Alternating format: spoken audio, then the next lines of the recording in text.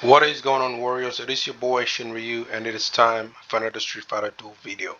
First, we're going to be talking about here is we do have actually two topics here. The other thing I'm going to do in the next video, that's going to be the draft day. Okay, it's already time. But the first thing I want to talk about, this is going to be pretty much a quick video. It's not going to take too long.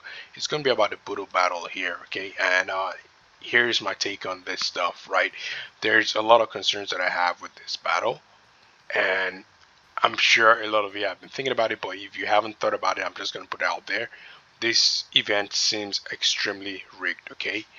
Now, the way the battle typically works, as you guys understand, is that you typically are pitted between like Team Bison versus Team Goken. It used to be Team uh, Rose before, but Team Rose is always getting overwhelmed, and then they tried to make it Team Goken, right?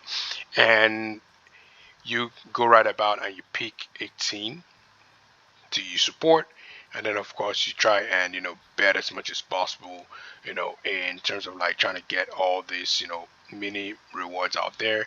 By the end of everything, once you're pretty much done, the winner, I believe, gets slightly more rewards than the other. Okay, and the winner is based on whatever team you support from the very beginning. All right, now why am I coming up with this situation here? It, as we saw before, when it was pretty much Team Bison versus Team Rose, it was actually like a no contest. Like Bison would lead the team would literally obliterate Rose's team, and there was nothing they can do about trying to make the results sort of like tilt in one way or the other. And I think this mostly was down to bad categorization of the fighters. Okay, and what I mean by categorization is that if you look at it, there is no precise way that they define who belongs in which team. At least not that I've thought about, anyways. You can see here we do have Elena and Elena. Okay, we have Elena here representing Thunder. All right. So I'm wondering. Hold on. Let's see here. Is it? Does it have to do? Yeah. So it's definitely not a faction thing. Because if we want to say it's based on faction, E100 is a Thunder faction here, but we have Combat Gal who's a Thunder faction here, so that doesn't work. Um, Dazzum is a Flame faction here. Do we have any Flame, members here? There aren't. That's the only thing. There aren't much Flame members that have appeared so far in the other side, right? So maybe we can say that they're saying Team Goken has primarily Flame members of the squad. If we look at this, there's also Wind as well, and we barely have Wind there as well. Okay, and of course the last thing is that we have like the Master, obviously, and but Master, you can see Diviner Rose representing Master in this particular section here. So I don't know if there are predominantly some factions that you're selecting that works for one and the other that works for the other, but primarily it doesn't seem super divine. The only thing that we haven't seen in this particular set of battle is the Wind and Flame aren't appearing here, and we are not seeing any legendary characters here so far. I don't think so. No. So those are the two categories that we're seeing, appear back and forth. But the other upsetting thing is we're not also seeing, at least so far. Like I said, this is just one battle. I don't know what it's been like in the past because I've not really observed this. No Inferno cast in this group. So how exactly are they actually picking the team here? If we go over to the ballot here, it just says during the period, person select a side to aid, and when the event ends, players with either side then wins the battle, right? There are 4 battles every day during the battle period. During each battle, each side forms a team of 4 random fighters. So they admit that the fighters are random, but I don't know if there's any category. All we know is that certain characters that appear on one side never appear on the other side, right? So how do they actually pick this? That's the part that actually is where they've sort of like ruined the stuff. Now, why do I say it is rigged? Okay. Now, typically, as we know, we have Team Goken and we have Team Bison, right? If you look at the history of the lineups here, if Bison turns up, it's an automatic win. Like Anyone who is not voting wants to see Bison on the set of team, I would just recommend that you guys readdress your thoughts and just automatically pick Bison. Once you see Bison in the lineup, he's automatically winning the round. All right, as you can see here, 100% record of Bison presence giving us wins. Okay, this is not me. Okay, actually, this actually changes things here. This is actually the first one that actually brought a loss there. But honestly, that is actually the first I've ever seen. And it's ironic that I wasn't present to bet on this because I would have bet on this, on Bison winning this for sure. And looking at team composition, I'm wondering how they lost. Probably Elena was able to, you know, whatever. Can we actually win the battle? No, we can't. Maybe Elena was able to like provide enough healing long enough for them to get rid of Gomagalakan, and because how Bison did not keep on Inferno blasting the rest of the folks is what I think is, it seems pretty weird. But as you can see, apart from that particular loss, there is 100% win here. But if you look at what I'm talking about here, so that is not a problem still. The problem has not been identified yet. The main problem that I have is this. All right, it is Team Gokin versus Team Bison. All right, Bison obviously is the Grandmaster. He's the main boss.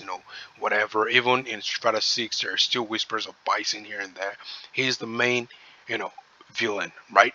But as we know, he is not up to the strength of Akuma. You know, and that automatically means he's not up to the strength of Gokin, right? So that means Gokin is supposed to be a higher level than Bison. Not even supposed to be. He's a higher level than Bison, also being categorized as him being a special character, right? But despite that fact, what you're seeing here is that for them to actually give Team Gokin a chance to win, it is depending on how often they decide to include Gokin in the lineup. Now, if you tell me that this is random, right? As you can see here, let's read it again. Um, After the battle, let's see, where is the random option that is going to say? Yeah, there are four battles every day during the battle period. There are four battles every day during the battle period. During each battle, each side forms a team of four random fighters. I don't think they're doing that. I think what they're doing is they're enforcing Gokin because it seems like for them to actually have a shot of actually winning the round, the teams that has been compiled here needs Gokin to perform, right? Now, why do I say look at this? I think the one that that's the one that Bison actually lost. I'm actually curious to see if Gokin popped up there. Yep, Gokin is there, right? And not only that, they are enforcing not just Gokin, but they're forcing a lot of Akumas in the lineup too, to sort of like help. We're trying to get rid of the backline as quickly as possible. And even with C Viper being there, those are the kind of things that they have to do to sort of like help mitigate this problem here. Now let's look at this. You're saying they said four battles every day, right? So every four rounds, let's look at the characters. Let's start with Bison because we know Bison's one that's not getting the favoritism here. We have Bison appearing in one out of four battles in day one. In day two, we have him appearing in one out of four battles, so that happens to be the one that in day two, one in four battles. All right. In day three, he appears in one out of four battles as well. All right. And then in day four, he appears in one out of four battles. And day five, he appears in two out of four battles, one of which somehow he managed to lose, right? And then we're in day six right now, two out of four battles, and we're in day seven currently, and he hasn't appeared. We can expect him to appear at least once, if not twice. It's very rare that he does back to back, but he's done it before. But you can see what I'm trying to say. So how many appearances are we looking at so far? And now we're looking at one, two, three, four, five, six, seven, 8 appearances. 8 appearances leading to 10 victories. He being major contribution to that. Okay, let's say seven. He led to 7 victories out of his 8 appearances because he did lose one. Now let's look at Gokin. All right, Gokin is supposed to be This is supposed to be his team, right? First day, 4 battles. Guy appears in all four.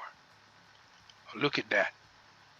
Not only that, he brings his accomplice Akuma to appear in three of the four, right? Goma Galakan is supposed to be the main, you know, you know, support, or maybe you can say Elena too, a part of who helps his own team. But Goma Galakan appears 3 times too, so we can say, okay, you know what? Let's just skip the accomplice thingy. Day two, your boy appears 1 time, which is kind of odd, right? Because when he appears that 1 time, that's the only time he gets to win, and he appears when Bison doesn't appear, right? Otherwise, his team is losing every other battle. Day three, all right, the guy says, you know what? I need to help my team because they start day three on the wrong foot and decides to appear the remaining 3 times to sort of like get the scores in his own favor in terms of the victories, right? That is day three, all right. Now day four, we're going again. One, two, three, 4 appearances. Look at that. So only day two did he make one appearance. That's his lowest appearance, and they lost every other appearance that he didn't appear in. Right? That's day four. Day five, here we go again. 3 appearances. 3 massive appearances. Look at that. Day six, one, two, three. So he's averaging like roughly about 3 appearances. And now, day seven, he's already appeared in the first two. So what am I saying here? We're trying to make this thing a case where you bet and then you kind of like have a chance to win based on the lineup there, but you're claiming that it is random. But this is actually forced to ensure that this team wins. And what I've noticed is this, right? Bison won the last one, right? If they just to make sure that there is sort of like a bit of an you know of a likelihood of you not winning, the only solution that they have is to enforce Gokin's presence. If that is the case, what I would have recommended is, you know what, if you want to actually make one guy super villain, maybe he shouldn't be the one that you consider the boss. And if you want to actually counter the situation with this, why don't you add Ivory to the mix? Maybe Ivory can be on Team Gokin, and then maybe that things can just sort of even out, and then Gokin doesn't have to appear every time, and even if Bison's on the other line, Ivory can still take care of the guy. It seems obviously like it's not really important because in the end it's just about just the betting. You have two portions you have to think about. The portion that you have to first think about is you know choosing a side and hopefully your side wins. The other portion obviously is betting. This is where the real fun is, right? But in the end of it, it kind of negates the fact that it kind of makes Gokin look weak here for starters. It also negates the fact that this is actually a fair game because it seems like, you know what, in as much as we're calling random, we're gonna keep on spamming Gokin to appear as much as possible to give this other side a chance. So, what am I trying to say here? This stuff is rigged, guys. You can decide to bet on whatever side you want. In the past, no matter what rigging they tried to do, there was no one capable enough of stopping Bison's team from winning. But ever since they switched to Team Gokin, they're putting the face to show up as often as possible, and they're not doing the same for the other team. I think that's absolutely wrong. I think it's also something that because it's easy to neglect, like a lot of people probably don't care about this as much as you would think, then it doesn't matter. But look at the amount of people that are betting. We have 17K folks who are betting on one side and 4K plus folks betting on the other side. At least we have about over 20K people who are playing this game. So they obviously care about this. Maybe in the end they get the reward and like, whatever, I don't care about this. And it's not really about the rewards, it's just about the integrity of this particular mode. As a Budo battle is a different kind of battle here. If Goken is not up to scratch, maybe find somebody else, but then that will actually be bad.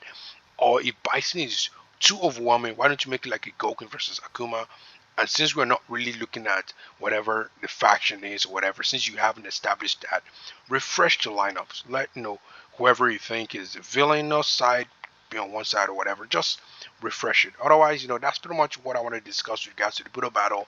Let me know what you guys think about it as well. Is this something that you actually care about? Am I just overthinking something? Is it like very very negligible thing that the devs are doing that we probably don't care about, or do you just think that, what, even though it is not super major, you do get a lot of money from this event. That's one good thing, but it's mostly from the bet itself.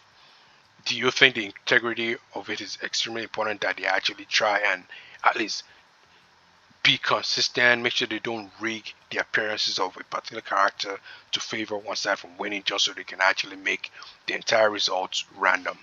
Otherwise, it's been your boy Shin Ryu. Thanks for tuning in today. I thought it was going to be really short, but I actually had more to say about the stuff than I actually did. Make sure you comment on the video if you have anything in mind. If you actually have even suggestions, any other thing that's not related to the video, put your comments over there as well. Subscribe to the channel, and if you haven't seen any of my other videos, you can also look at the suggestions there as it pops up. And I'll catch you guys in the next one. Cheers.